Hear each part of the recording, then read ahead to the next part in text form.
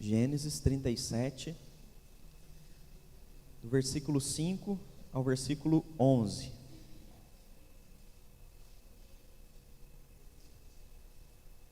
Amém?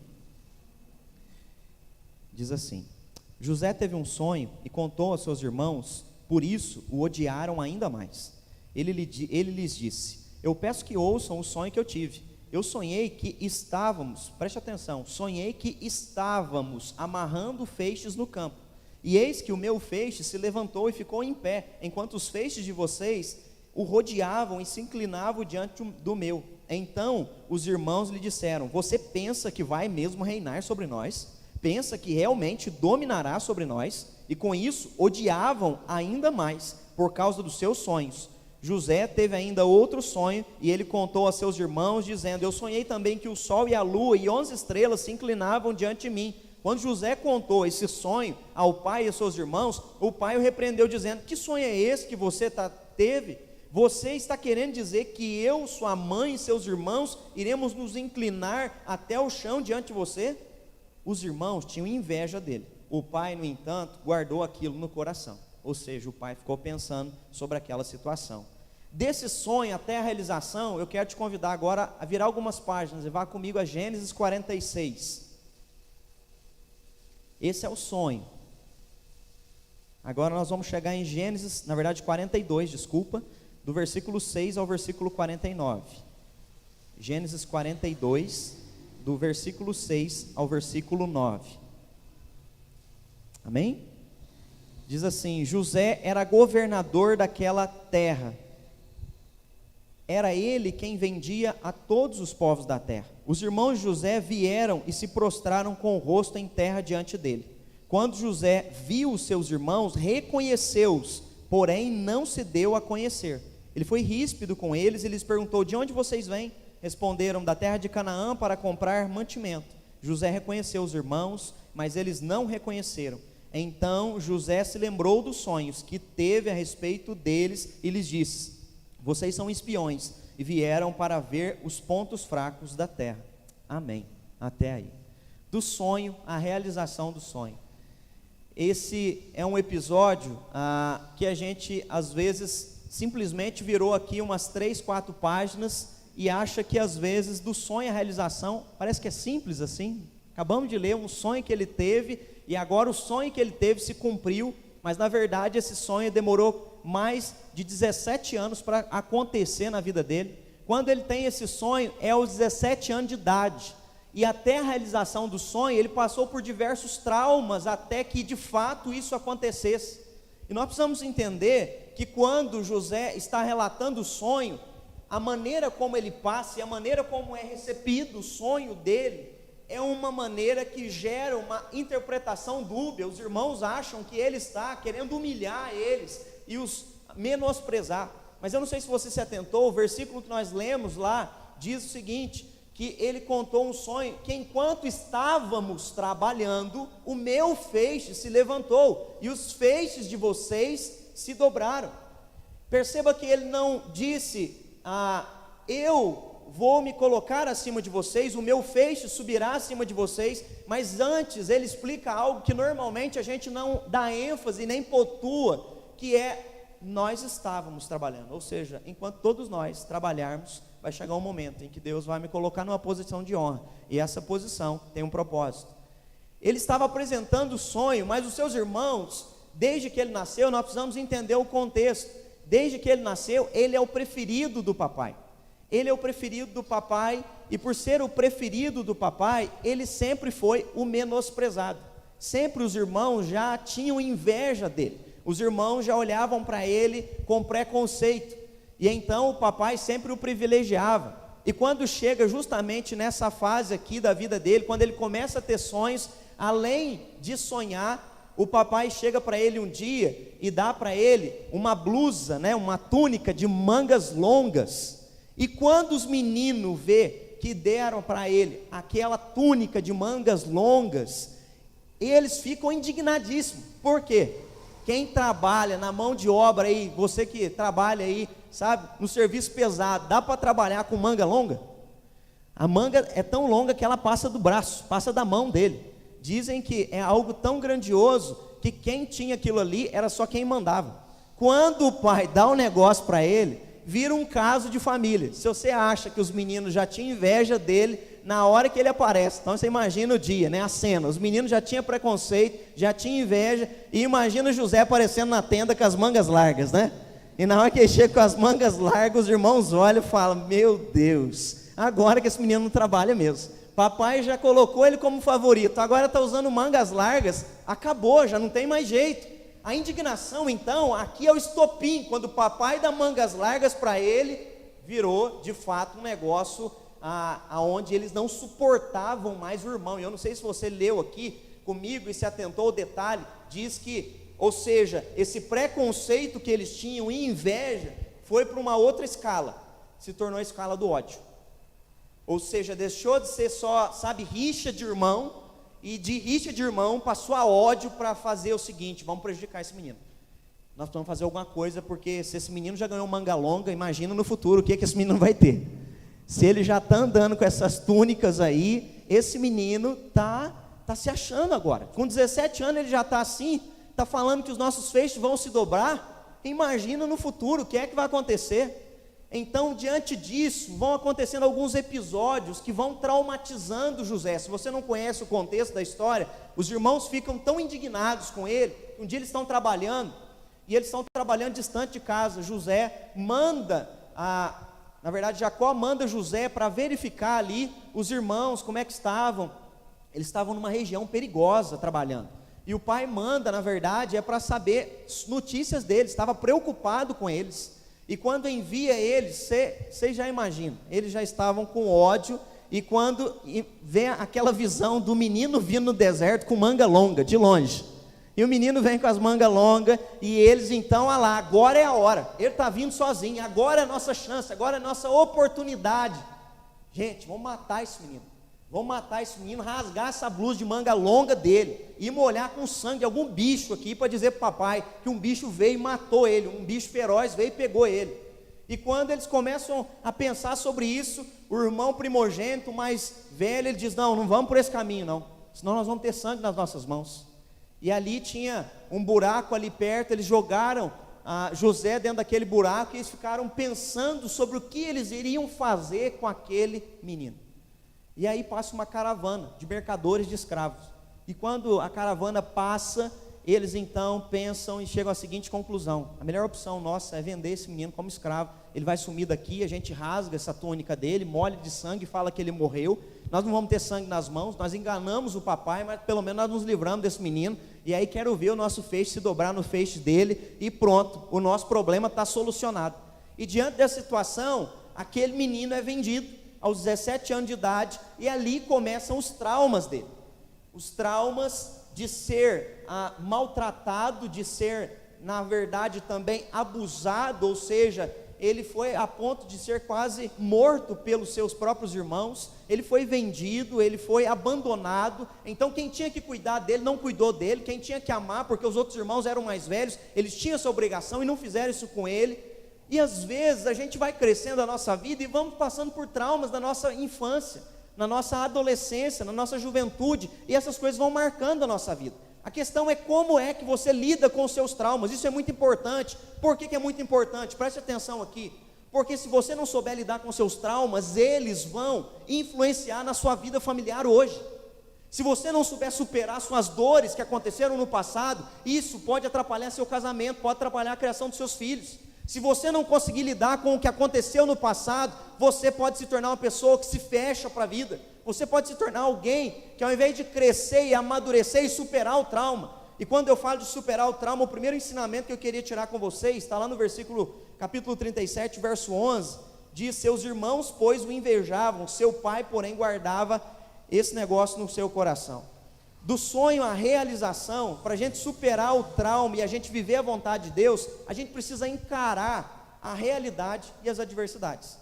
Então, eu sei que é doído, mas você precisa encarar a realidade da sua vida. Como é que foi a sua vida familiar até aqui?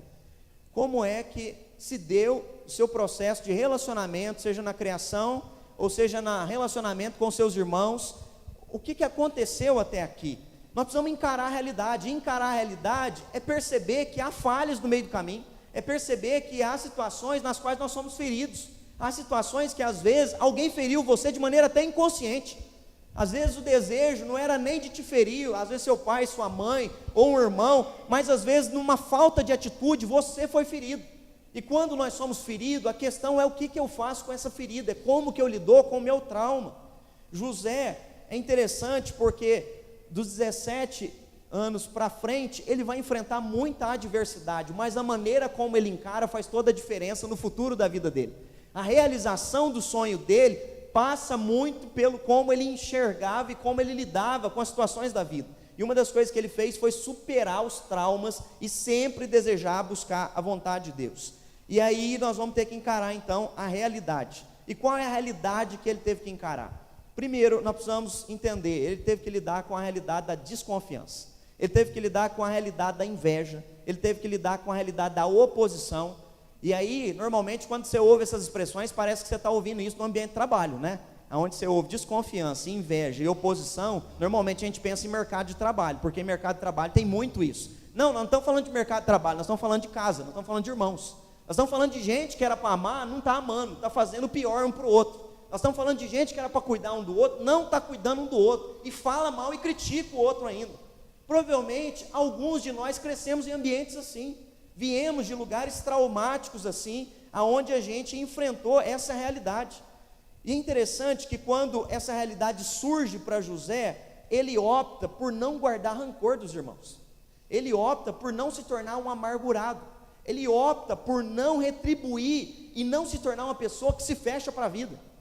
Eu gosto muito, já citei essa parábola aqui, Rubem Alves cita ela, eu não sei se você já ouviu, ele vai dizer que a parábola é intitulada A Parábola da Pipoca, e ele compara todos nós como milhos de pipoca, e ele vai dizer que nós somos como milhos de pipoca, que todos nós vamos passar pela panela de pressão, ou seja, todos nós, em algum determinado momento da vida, vamos ser postos a uma pressão na nossa vida. A questão é o que eu faço com a pressão que está vindo sobre mim. Se você estoura pipoca na sua casa, eu lá em casa eu sou estourador oficial de pipocas, né? Eveline sempre deixa queimar, então as crianças pedem para mim, papai, por favor, faz pipoca. Quando eu vou estourar pipoca, né, quem estoura pipoca sabe que tem alguns detalhes. Você coloca pipoca, você coloca bastante óleo para ela não dar aquela grudada no fundo da panela, e na hora que você tampa a panela, a pressão começa a entrar ali dentro, e a pressão começa então a ouvir os estouros, e começa a estourar, até que chega uma hora, eu não sei você, mas eu gosto disso, de colocar sempre uma quantidade que a tampa vai começar a subir, e ali quando chega naquele momento, eu então pressiono, e ela continua estourando, eu desligo o fogo, ela continua estourando, mas dali a pouco vai diminuindo a pressão, e na hora que diminui, eu viro então no copo de pipoca para eles, e vou entregar para eles, mas toda vez que eu vou virar, nem todo milho virou pipoca, tem milho que se fechou, e ele se fechou tanto que ele vira piruá, é aquele trem que gruda no nosso dente, é difícil de lidar. Por que eu estou falando? Porque na vida, você vai ter que decidir com o seu trauma o que é que você vai fazer, ou você floresce e cresce, não estou dizendo que a pressão não veio, ela veio e veio para todo mundo, nós precisamos entender a realidade da humanidade é de uma humanidade caída, todo mundo passou por alguma situação de pressão familiar, em algum determinado momento você teve que lidar com pressões, a questão é o que você faz diante das suas pressões.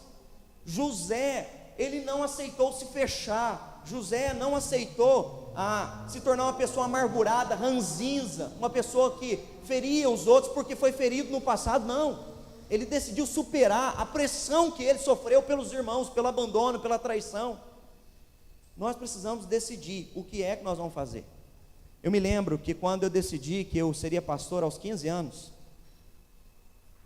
eu estava trabalhando no mercado, eu vendia frango no mercado municipal, e quando eu decidi, eu tinha certeza que era isso que eu ia fazer.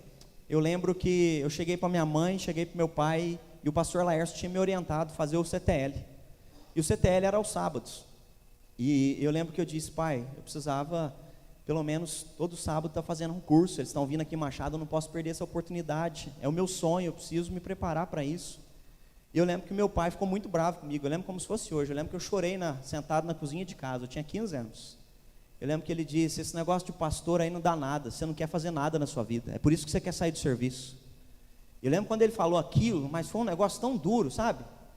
assim, como se ele não olhasse para mim e não percebesse o quanto eu amava Deus, e eu não estava querendo desistir do trabalho, estava querendo investir no sonho, no futuro, em algo que Deus tinha me chamado. E eu me lembro quando eu me formei no seminário, eu me lembro o dia da minha formatura, meu pai foi no dia da minha formatura, e eu me lembro quando acabou minha formatura, que eu desci lá da frente, com o canudo na mão, meu pai me abraçou na porta da igreja, da primeira igreja presbiteriana de São Paulo, chorando, e me pedindo perdão, dizendo, me perdoa, porque eu não acreditei em você, e eu não sabia que o seu sonho era de fato isso, e que Deus ia cumprir o sonho na sua vida. Às vezes tem coisas que de dentro da nossa própria casa nós não vamos ter apoio, às vezes dentro da nossa própria casa as pessoas não vão acreditar na gente, mas nós precisamos escolher o que a gente vai fazer com isso. Eu não escolhi abrir mão do meu sonho, porque o meu pai naquele dia tentou me diminuir, eu continuei sonhando, que era o sonho de Deus para mim, e louvado seja Deus, se eu estou aqui hoje foi porque eu segui adiante. A gente precisa superar traumas, porque traumas vão acontecer na vida de todos nós, os traumas vêm para nós, mas a questão é o que nós vamos fazer com o trauma, o que eu vou fazer. Eu gosto muito de olhar para a história do pastor Martin Luther King. Eu já contei para vocês alguns domingos atrás, eu não sei se você lembra do contexto da história da segregação racial, não é? Quando Rosa Parks lá sofreu a segregação lá no ônibus, e ele então entrou na luta, na causa ali contra a segregação racial nos Estados Unidos. Ele sofreu muito, ele apanhou muito, ele foi preso várias vezes, e é interessante, sabe o que ele pregava? Ele pregava a Bíblia, ele pregava que através da pacificação amorosa, os homens deveriam de ser preconceituosos, deveriam abandonar isso. E ele dizia o seguinte: eu tenho um sonho que algum dia nas montanhas da Geórgia, os filhos dos antigos escravos e os filhos dos donos dos escravos, eles vão se sentar na mesma mesa. Eu tenho um sonho que algum dia o estado do Mississippi, e o estado sufocado pelo calor da injustiça e a opressão, vai ser transformado num lugar de justiça e salvação. Eu tenho um sonho que os meus 4 pequenos filhos viverão numa nação aonde eles não vão ser julgados pela cor da pele, mas pelo conteúdo do caráter deles. Esse discurso foi feito em 1963, diante de 250 mil pessoas. No ano seguinte, com 36 anos, Martin Luther King ganhou o Prêmio Nobel da Paz. E louvado seja Deus, a gente foi vendo essa luta continuando, mas em 1968 ele foi assassinado. A luta por um sonho me tem que fazer superar as dores, me tem que fazer superar as adversidades, porque eu continuo lutando pelo sonho, eu continuo lutando por aquilo que vem de Deus. Nós precisamos orar e sonhar os sonhos de Deus, nós precisamos clamar os sonhos de Deus sobre a nossa casa, ainda que a realidade de hoje, no presente momento, ou até agora, do passado para agora, as pessoas ainda não se converteram. Eu não posso deixar de sonhar o sonho de Deus, eu não posso deixar que os problemas me façam abandonar minha casa e minha família. José não vai embora, e ele não deixa de sonhar os sonhos de Deus, não é porque os irmãos falharam com ele que ele parou de sonhar. Nós precisamos avançar. E quando ele avança, vamos seguir adiante aqui na história de José. Se você não conhece, eu vou narrar aqui de Gênesis 36 até 42, vou tentar caminhar com vocês durante esses capítulos aí. Quando ele chega no Egito, ele se torna escravo, e ele se torna escravo de Potifar, o general no Egito. E esse general, alguns vão dizer que ele era um general, que de fato era o general de maior confiança de Faraó, e ele era um chamado de exterminador.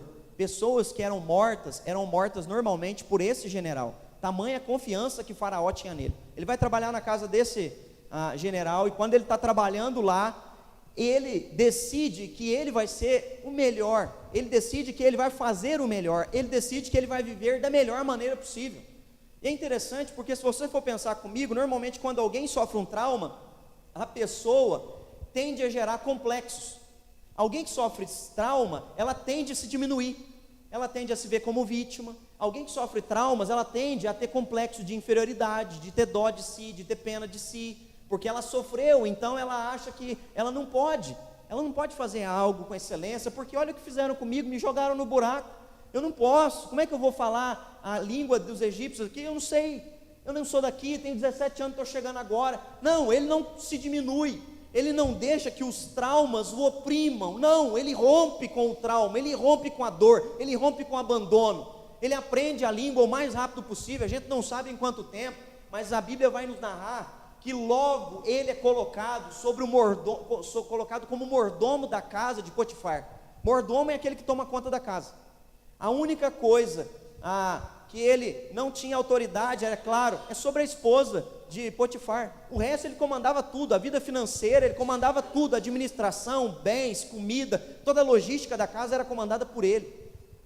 E aí a Bíblia vai narrar que ele era belo e formoso, e um dia a esposa de Potifar começa a olhar para ele com olhos de sensualidade, e começa então a dar em cima dele, e ela começa a proporcionar para ele a tentação. É interessante porque ele, além de superar o trauma, para continuar vivendo o sonho de Deus, ele tem também, e ele entende isso, que ele não pode cair em pecado. Ou seja, para viver a vontade de Deus, eu não posso aceitar o prato da tentação. Para viver o que Deus tem para mim, eu não posso pegar trilho, eu não posso pegar caminho, eu não posso pegar, sabe, caminho mais curto. Ele não opta por esse caminho, porque para viver a vontade de Deus, não tem caminho curto. Para viver a vontade de Deus, eu tenho que fazer as coisas certas. Para viver a vontade de Deus, eu tenho que buscar aquilo que é certo, eu não posso aceitar coisas erradas. E ele não aceita, e por ele não aceitar, um dia ela faz uma armadilha para ele, e ela então arranca as roupas dele, e na hora que ela vem assediá-lo, ele sai correndo e deixa as vestes nas mãos dela, ele foge, e ele vai dizer: como é que eu posso fazer isso contra o meu Deus? Eu acho tão lindo quando ele diz isso. Como é que eu posso praticar um ato desse contra o meu Deus? Perceba, um menino que saiu de lá com 17 anos, que tinha um sonho que Deus lhe tinha mostrado.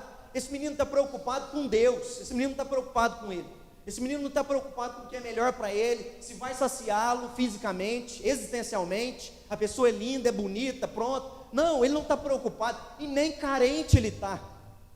Por que ele não está carente? Porque ele sabe que Deus cuida dele. Quando a gente acha que Deus não cuida da gente, a gente vive vivendo como um carente.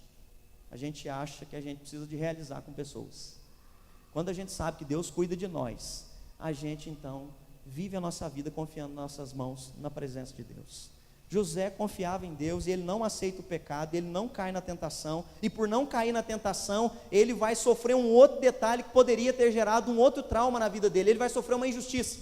A mulher se apresenta então agora para o esposo, o general, e diz o seguinte: olha aqui as roupas na minha mão, esse homem veio, tentou se deitar comigo, eu não quis, e aí quando eu não quis, ele saiu correndo. E quando ela inventa essa mentira, o marido dela manda prender ele, mas por alguma razão, lendo a Bíblia, e também alguns estudiosos vão dizer que Potifar de fato prendeu ele. Mas se ele era alguém que aniquilava pessoas, o fato de José não ter morrido é porque de fato também ele desconfiava que a esposa não estava falando 100% a verdade. E ele é colocado na cadeia, e quando ele é colocado na cadeia ali, mais uma vez, imagina, ele passou o trauma do abandono, da traição, agora o trauma de uma injustiça, ele não fez aquilo, é para ser um sujeito revoltado. Já ouviu alguém que passou por trauma? Mas você não conhece a história do fulano, você não sabe a pressão que ele passou. Não importa a pressão que ele passou, o que você decide da sua vida, é você que vai decidir. A pressão não faz ninguém fazer coisa errada, é você que escolhe fazer coisa errada. A pressão não leva ninguém a cair no pecado, é você que escolhe o pecado. A pressão não leva ninguém a se tornar alguém amargurado, ruim, maldoso. Não, a pressão não faz isso com ninguém. É a pessoa que escolhe diante da pressão se tornar alguém assim. E José decidiu não se tornar alguém assim. Na prisão ele era tão excelente, queria tanto honrar a Deus, que ele começou a trabalhar, ele começou a ajudar as pessoas na hora de servir a marmita. Eu imagino ali no presídio do Egito, ele ajudava a distribuir a marmita, ele ajudava a varrer o presídio. Chega um momento que a Bíblia vai narrar que ele foi colocado como chefe do presídio, ou seja, ele cuidava agora de todo o presídio. Esse que era para estar irado, com raiva, traumatizado, complexado, não, ele estava fazendo o melhor dele na cadeia, no presídio. Alguns vão dizer que quando ele vai preso, ele já está por volta dos 30 anos de idade. Então você imagina comigo, já passaram-se 13 anos desde que esse menino vem do Egito, e durante esses 13 anos, ele está fazendo o melhor. Diz que Potifar viu que Deus era com ele. Potifar via, esse menino serve a Deus. Na cadeia é a mesma coisa, as pessoas veem que Deus é com ele, tudo que ele faz, ele é abençoado. E agora na cadeia, ele está ali cuidando no presídio, e ele tem que superar também a injustiça. Diante disso, um segundo ensinamento que eu queria tirar com você, caminhando aqui, olhando para a vida de José, é: supere o passado e se mantenha firme no presente. Além da gente superar os traumas, nós precisamos superar o passado. Não fique preso no passado. Por que eu falo isso? Porque alguém que fica preso no passado não consegue viver o presente de maneira saudável. Olha o que diz Gênesis 42, 8 e 9. José, pois, conheceu os seus irmãos, mas eles não o conheceram. Depois de todo esse tempo, quando José está lá na frente, ele olha todo o cenário, ele conhece seus irmãos, ele lembra de tudo. É muito interessante isso, porque Moisés faz questão de narrar para nós aqui que ele se lembrava de tudo. Ele não se esqueceu, ele lembrou dos seus irmãos, e provavelmente ele lembrava dos detalhes. Ou seja, ele já tinha superado toda aquela situação, ele não estava preso mais ao passado. Tanto é que ele seguiu em frente, e ele seguiu em frente sempre fazendo o melhor dele. A pergunta é, o que te aconteceu até aqui, o que você tem feito com o que aconteceu com você até aqui, e o que fará daqui para frente? O que é que você vai fazer? Ele aqui enfrentou inveja, tentação, injustiça, tudo que eu vim narrando já para vocês, e ele na cadeia, não vai escrever o livro Memórias de um Sofredor, de José do Egito. Hoje o sujeito sofre aí qualquer probleminha, escreve lá, Memórias de um Sofredor, Anatomia de uma Dor. Sabe, a gente pode ficar contando sobre a nossa dor. Não, ele não é esse tipo de pessoa, não é o tipo de pessoa que se alimenta da dor. Não, ele não tem dó de si mesmo. Não, na cadeia ele lidera, na cadeia ele influencia.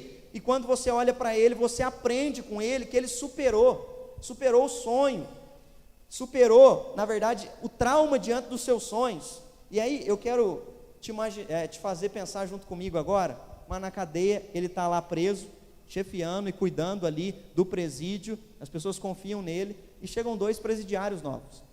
E quando chegam 2 presidiários novos ali, que foram presos, esses trabalhavam para Faraó. Um era o copeiro do rei, e o outro era o padeiro do rei. Alguma coisa aconteceu no Masterchef do Egito, que mandou prender esses 2.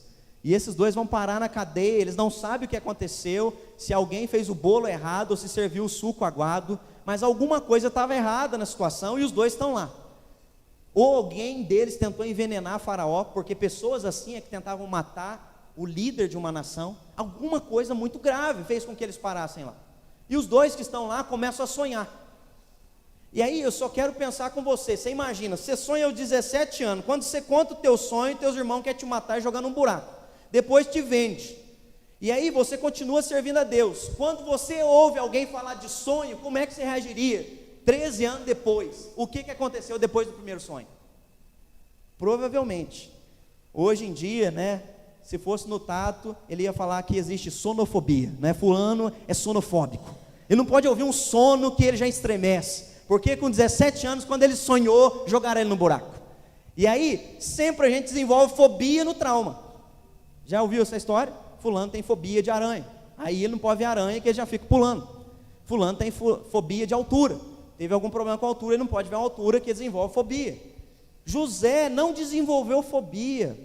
Fobia é medo. Ele não ficou com medo de olhar para os sonhos, porque ele sabia que o sonho vinha de Deus. Ele não teve medo de olhar para o sonho, porque ele sabia que quem tinha dado aquele sonho para ele não foi a imaginação dele. Há 13 anos atrás, quem tinha dado o sonho era Deus, e ele continuava acreditando que era Deus que tinha um sonho na vida dele.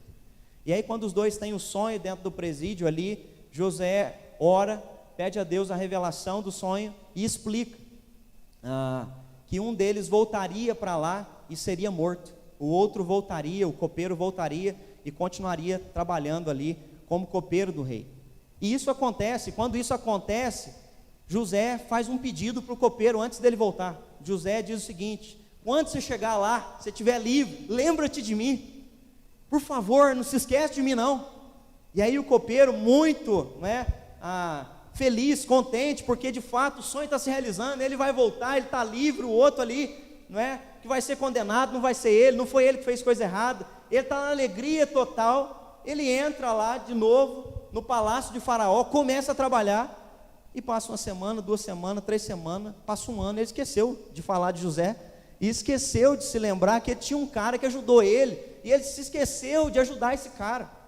Você imagina isso? Passaram-se 2 anos, até que um dia Faraó vai ter um sonho, e quando Faraó tem um sonho, depois de 2 anos, provavelmente o copeiro está do lado, fala, lembrei, tem um rapaz lá, aquele rapaz que me, quando eu conversei com ele, ele orou, e Deus falou para ele do sonho. Nossa, esqueci de falar para Faraó desse rapaz.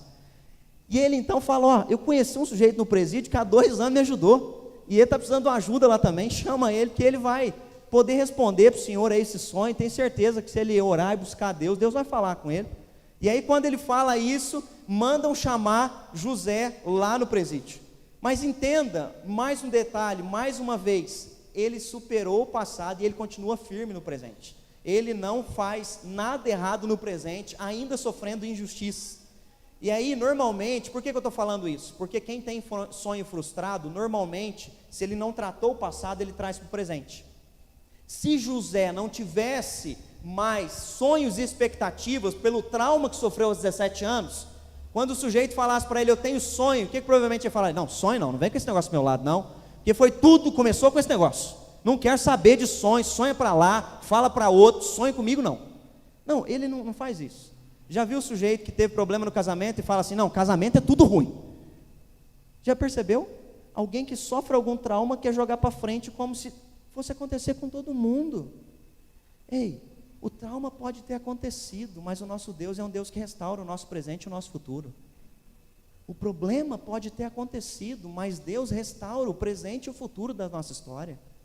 O trauma no passado é uma realidade, foi o primeiro ponto, ele está lá, é uma adversidade, mas em nome de Jesus, supere ele, saia do passado e avance, continue firme com Deus, continue tendo expectativas com o que Deus tem para a tua vida, e José continua tendo expectativa, tanto é que ele ora, quando o faraó o chama, ele ora, clama a Deus, porque ele acredita num Deus que o cuidou dele até o presente momento, Deus permitiu que tudo aquilo acontecesse, ele continua acreditando que Deus pode cuidar dele, ou seja, ele continua firme na presença de Deus no presente, independente do que tenha acontecido com você, continue firme com Deus no presente, em nome de Jesus.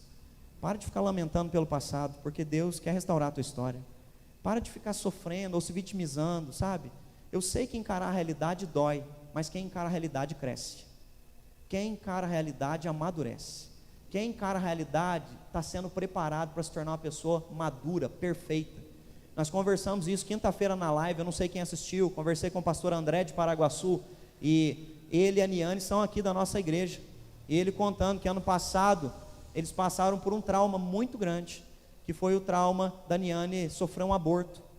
Isso foi muito dolorido, foi muito sofrido, e ele compartilhou isso nessa live com a gente, e nós lemos Tiago, capítulo 1, versículo 2, 3 e 4, que a Bíblia vai dizer para nós, tende motivo de alegria ao passardes pela provação, porque uma vez que a vossa fé é provada, vocês vão se tornar maduros, e vocês vão se tornar íntegros, e em nada vão ser deficientes. Deus permite algumas coisas na nossa vida, mas nós precisamos querer crescer, nós precisamos querer decidir nos tornar a pessoa madura e íntegra, que Deus quer trabalhar em nós. Isso é uma decisão minha e tua, que nós precisamos tomar. Para a gente concluir o último ponto dessa mensagem, Gênesis 42, versículo 9, então José lembrou-se dos sonhos que havia tido deles, depois já de mais 17 anos, depois quando ele revela o sonho para Faraó, é tão lindo quando ele revela o sonho para Faraó, porque Faraó vai dizer, acaso há alguém tão temente a Deus nessa nação, a qual eu deva confiar o cargo de cuidar da nação? Ele tinha tido um sonho de 7 anos de vacas gordas e depois 7 anos de vacas magras, era isso que simbolizava o sonho dele, e era isso que José tinha orado, e Deus tinha dado a revelação, e depois de dar a revelação, então Faraó, o líder do Egito, disse, não há ninguém melhor no Egito para governar o povo e cuidar do povo durante os 7 anos de vaca gorda, e preparar o povo para o ano de vacas magras. Você teme a Deus, você orou a Deus, e você buscou a resposta de Deus, eu preciso de um homem que cuide da minha nação desse jeito, e coloca, diz a Bíblia que ele tirou o anel de sinete e pôs no dedo dele, ou seja, abaixo de Faraó, somente José tinha tamanha autoridade no Egito. E aí, pensa comigo, esse menino não tinha motivo só para dar errado, não tinha motivo só para ser um frustrado, um traumatizado, um vitimizado, não, mas ele foi superando tudo, ele foi avançando, e é isso que nós precisamos pensar aqui nessa noite, é isso que eu gostaria de pontuar nesse terceiro ponto, persevere até que os seus sonhos virem uma realidade, persevere até que os seus sonhos se tornem uma realidade, nós precisamos perseverar. Tem um sonho, é um sonho de Deus, é um sonho bíblico, vem da palavra de Deus, ore por isso, busque isso, persevere, continue correndo atrás disso, não desista disso. Quer ver seu filho e sua filha na presença de Deus, o quanto você tem orado por eles, o quanto você tem se consagrado, o quanto você tem batido seus joelhos no chão, Enquanto nós falávamos aqui sobre as mães, ao mesmo tempo, que o Anthony contava coisas que eu brinquei, que parece muito com a minha mãe, mas durante todo o processo de separação, de divórcio, quantas e quantas vezes eu não chegava, às vezes de madrugada do seminário, 1h da manhã, e eu chegava, minha mãe estava ajoelhada na minha cama, orando por mim, consagrando a minha vida a Deus. Sabe, há coisas que nós precisamos perseverar, apesar dos traumas, apesar das dores, apesar do sofrimento, depende de nós. E porque ela perseverou, eu estou aqui hoje, porque ela continuou buscando a Deus, me inspira a buscar a Deus. Mas a perseverança é do sonho à realização. Ou seja, o que é que você está fazendo? Você sonha com um casamento abençoado? Você sonha em ser um marido, como Jesus é para sua esposa, como Jesus é para a igreja, na verdade? Você sonha ser um marido para sua esposa dessa mesma maneira? O que é que você está fazendo para ser esse homem? O quanto você está lendo, o quanto você está buscando, o quanto você está desejoso disso? Você quer ser um melhor pai, uma melhor mãe? Você quer ser uma esposa submissa? O que é que você tem feito por isso? Porque não basta apenas desejar, sonhos não se tornam realidade por desejo. Sonhos se tornam realidade por gente que persevera e faz acontecer. As coisas não aconteceram para José porque ele sempre ficou assim: se Deus quiser vai dar certo, Deus sabe o que eu quero. Não é assim que acontece.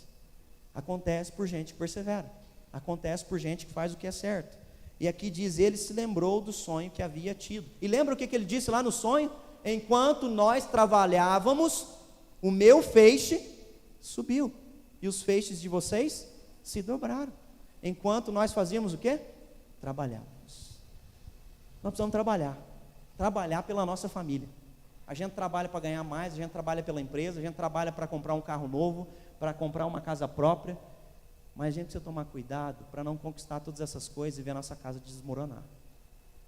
Porque nenhum sucesso financeiro compensa uma desgraça familiar.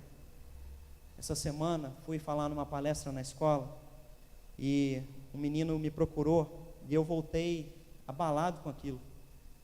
O menino me disse, ele tem 14 anos, ele disse: pastor, eu estou pensando em cometer suicídio, quando terminou a palestra. E eu disse: mas por quê? E aí ele começou a falar do trauma. O pai adulterou, saiu de casa, e ele falou: e desde que tudo isso aconteceu, minha vida é uma desgraça, pastor. Eu falei: faz quanto tempo que isso aconteceu? Ele falou: faz 2 anos. Ele falou: mas desde os 7, eu tenho crise de ansiedade, eu tenho vários traumas. Ele falou: eu não vejo mais razão para estar aqui, eu não quero mais viver. Quando a gente olha para a realidade, a gente percebe que as pessoas estão fazendo tudo para se realizar, e estão destruindo às vezes a vida dos filhos. Se o pai desse menino ouvisse isso da boca dele, eu tenho certeza que ele pensaria antes de fazer as besteiras que ele fez. A gente precisa pensar que tudo tem uma consequência, seja ela positiva, abençoadora, ou seja ela maligna e destruidora. Quando eu disse que a minha mãe perseverava, isso teve uma ação positiva na minha vida e uma consequência. Mas atitudes erradas podem destruir a vida das pessoas. Então você precisa pensar que tipo de legado você quer deixar para a sua família, o que é que você está construindo como família. José perseverava fazendo certo, e ele continuava fazendo a diferença. Nós precisamos continuar, seguir adiante, apesar das situações de adversidade que a gente passa e que a gente enfrenta. E nós vamos enfrentar muita adversidade. Nós precisamos lutar contra ela, seguir adiante. Está passando por adversidade hoje, não foi no passado, é agora, continua. É algum problema de saúde, foi algum abandono familiar, foi alguma traição, foi algo que te machucou. Uma outra menina me procurou depois de uma palestra, e eu fiquei sentado com ela meia hora, ela não conseguia falar, ela só chorava. E aí eu perguntei o que aconteceu. Ela falou: meu pai traiu minha mãe faz 2 anos. E a menina não conseguia falar. A gente acha que são coisas cotidianas, que são corriqueiras. Não são corriqueiras, são gente destruindo vidas, são gente destruindo famílias, são gente não sonhando o sonho de Deus, são gente não vivendo o que Deus tem para nós. E nós precisamos sonhar o sonho de Deus e não deixar que o pecado destrua a nossa casa, não aceitar a tentação, não aceitar as coisas erradas, porque tudo tem uma consequência. O que José está colhendo é a atitude certa. Então ele está colhendo consequências de uma vida de um homem que honra a Deus, e um homem que honra a Deus vai ser bem sucedido em tudo que ele fizer. Já leu Josué capítulo 1, versículo 8 e 9, a gente gosta muito, de 1 a 8, de 1 a 9, Josué recebe a palavra 3 vezes: ser forte e corajoso, eu serei contigo. Ser forte e corajoso, eu serei contigo. Ser forte e corajoso, eu serei contigo. E o último versículo termina dizendo: e você vai ser bem sucedido em tudo que você fizer. Mas no meio desses versículos você precisa ler, e se repete por 2 vezes. Não desvie da minha palavra, medita nela de dia e de noite. Medita na minha palavra de dia e de noite, e eu vou ser com você. E aí aonde você colocar a planta dos teus pés, eu vou te abençoar. Nós precisamos andar com o Senhor, aonde quer que a gente esteja. José não deixou de andar com o Senhor. Ele andou com o Senhor quando era escravo, ele andou com o Senhor quando era presidiário, ele andou com o Senhor quando ele virou governador de Faraó. Ele continuou andando com o Senhor. E a resposta então de Faraó é: tem alguém que eu possa confiar como esse homem? Não tem, é esse homem. Nós precisamos continuar em perseverar em honrar a Deus. Quero chamar o Ministério do Louvor à frente. Nós decidimos que tipo de família nós vamos ter lá na frente. Já parou para pensar nisso? Quando Josué diz um versículo que a gente gosta demais, mas a gente não entende o versículo, quando é que ele está dizendo? Tem casa que você entra, tem até o quadrinho lá, ou a Bíblia está aberta nesse versículo. Eu e minha casa serviremos ao Senhor. Isso não pode ser só um desejo, sabe, de quadro. Isso precisa ser atitude na tua vida. Você quer ver a sua família servindo o Senhor? O que você está fazendo? Você quer honrar o Senhor? O que você está fazendo? Você quer ver e viver a vontade de Deus? O que você está fazendo? Pastor, mas eu tenho muitos traumas. Supere os traumas. Todo mundo teve uma situação traumática na vida. Se eu fosse narrar para vocês aqui, contaria muitas e muitas histórias. E com certeza vocês contariam histórias também para mim. Mas a questão é o que eu faço diante dos meus traumas. Eu continuo desejoso por viver a vontade de Deus. Eu posso ter sido ferido, posso ter sido abandonado, posso ter sido traído, mas um anseio eu tenho, que a minha família sirva ao Senhor. Não é porque coisas aconteceram na minha família no passado que eu não continuo sonhando com a família que Deus tem para mim.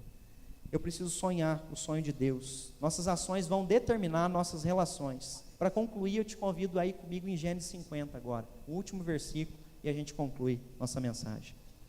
Gênesis 50, do versículo 14 ao versículo 21.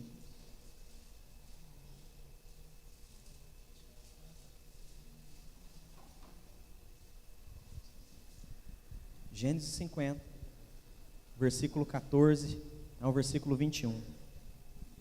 Depois que os irmãos desceram para lá, para o Egito, veio o pai também, Jacó, descobriu que ele estava vivo, ele reuniu toda a família e ele disse: eu vou cuidar de vocês, e ele faz isso, até que chega esse momento, do versículo 14 em diante, diz assim: depois disso, José voltou ao Egito, ele, os seus irmãos e todos que haviam acompanhado para sepultar seu pai.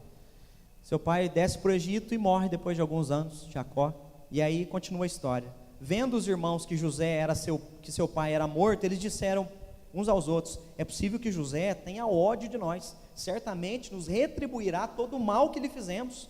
Por isso mandaram dizer a José: o seu pai antes de morrer ordenou o seguinte: é isto que vocês dirão a José, perdoe por favor a transgressão dos seus irmãos e pecados que cometeram, porque eles lhe fizeram mal. Agora pedimos que perdoe a transgressão dos servos do Deus de seu pai. Olha a reação de José. Ao ouvir essas palavras, José chorou. Depois vieram também os seus irmãos, prostraram-se ante dele e disseram: eis-nos aqui, nós somos teus servos. Mas José respondeu: não tenham medo. Será que eu estou no lugar de Deus?